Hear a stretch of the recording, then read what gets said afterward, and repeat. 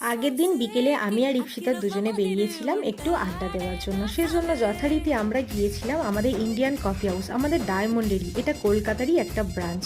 তো যথারীতি আমরা সেখানে পৌঁছালাম। এখানে যেতে গেলে দুভাবেই তুমি যেতে পারো, সেটা হলো ওখানে সিঁড়িও আছে, লিফটের ব্যবস্থাও করা আছে। তো আমরা আর হাঁটিনি, লিফটেই গেছিলাম।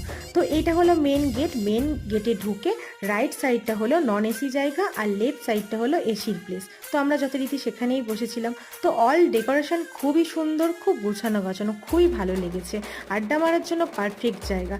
কিন্তু সব ভালো লাগলেও একটা খারাপ জিনিস, সেটা হলো ওখানকার স্টাফদের বিহেভিয়ার ভীষণ। যেহেতু আমরা মানে কফি হাউসে আড্ডা দেওয়ার জন্য গেছিলাম, বাট ওখানে ওরা সময়টা বলছিল 10 থেকে 15 মিনিট। তো এত কম সময়ে আমরা খাবার অর্ডার করে গল্প করে হয়নি। সেজন্য আমি রেকমেন্ড করবো যে ডায়মন্ডের আশেপাশে তোমরা যারা আছো, অনেক রেস্টুরেন্ট আছে, সেখানে তোমরা যেতে পারো। এরার সময় লেন্সকার্ট থেকে একটু ঘুরে তারপরে আমরা দুজন বাড়ি চলে